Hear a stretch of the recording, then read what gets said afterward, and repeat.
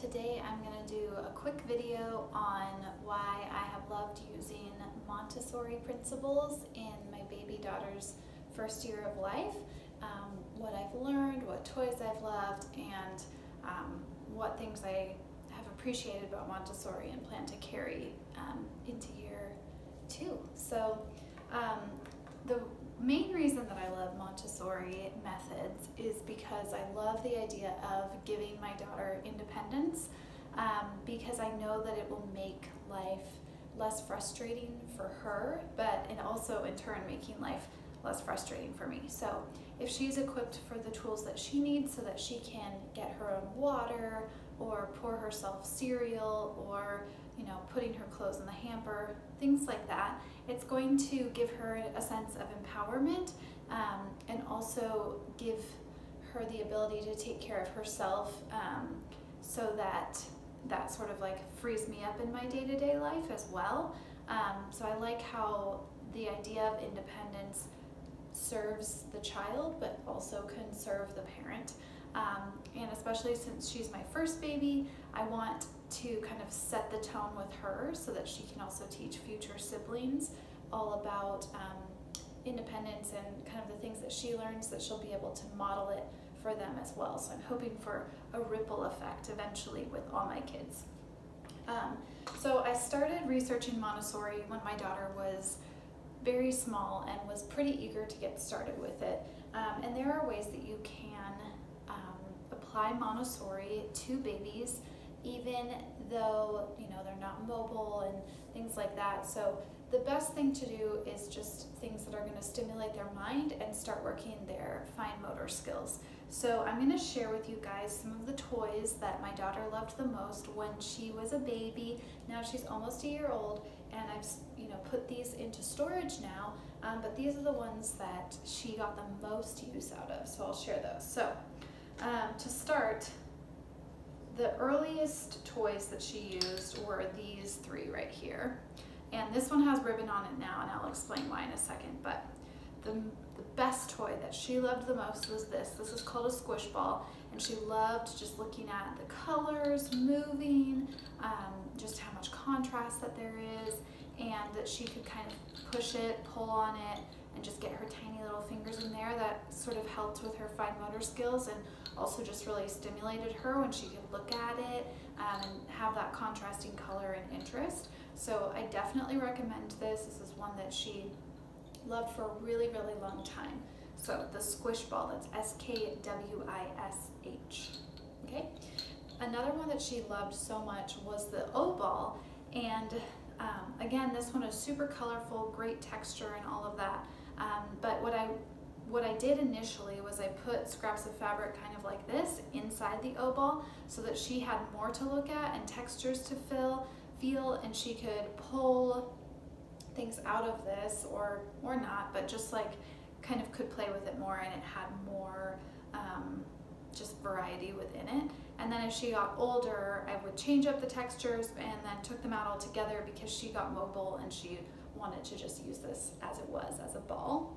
And then lastly, again, I have this fabric on here, but this is just a wooden rattle, and this is one of the first toys that Montessori babies will get. And I eventually put this ribbon on in order to give it more stimulation for her as she kind of grew out of just the wooden part. But the smooth texture, the sound that baby gets when she plays with this, and then the ability to grasp and grip and shake, those are all beginning skills that your baby's going to be learning. So the wooden rattle is a great first Montessori toy. So these 3 were kind of the first toys she got into. Moving on, after that, this is super simple, but this was just a vitamin bottle that I took the wrapper off of. It's kind of, you can't really see, but then I got a pack of jewels from Hobby Lobby and just kind of made her a sensory bottle. So it worked as a rattle, but then she loved also looking at the pretty colors and the sparkle that were inside of this as well. So this was a great kind of first sensory bottle that she really liked. You can also do this, I've done this with like seasoning bottles. So after the glass seasoning bottles are empty from, you know, whatever spice was in there, you can take off the label, and if it has that shaker, I've put lavender into there or calendula or different herbs, and then the baby can kind of look at the herb but also smell it as well, if that makes sense. So sensory bottles are a really, really simple, easy toy that you can make at home, and you can just put whatever in something like this because it has a child-safe lid, and then they can really like look at the item and get you know, a new perspective on something that maybe they couldn't touch otherwise. And then finally, there's another early Montessori toy. This is pretty quintessential, but this is the egg and cup.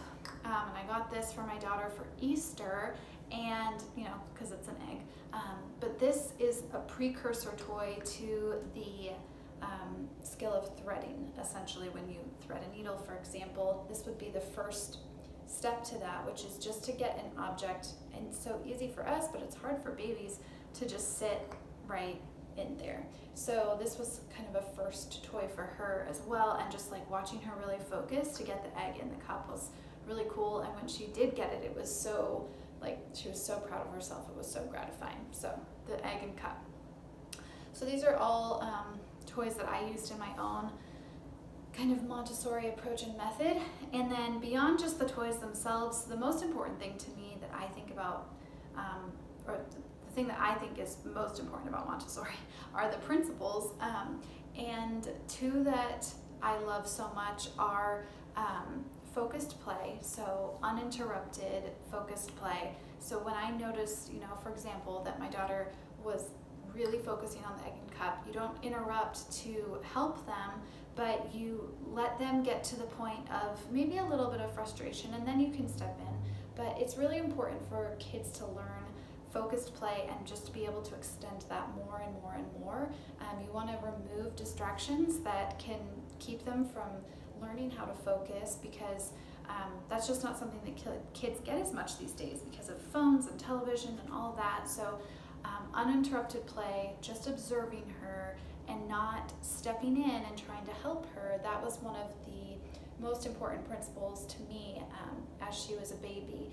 And I think it's paying off because I'm able now, you know, I watch her focus, I watch her play, and she doesn't need me to play with her. She doesn't need me to entertain her. I love playing with her, but if I have to go do dishes, she can play pretty patiently for quite some time so I can finish my dishes, or, you know, just chores like that.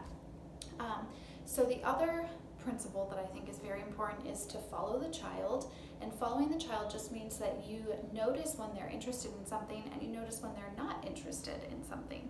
So, you know, for example, I got these really great single shape Montessori puzzles for my daughter. I thought she would be all about them. She isn't yet. So I'm not going to force her to play with them. They're still on her shelf.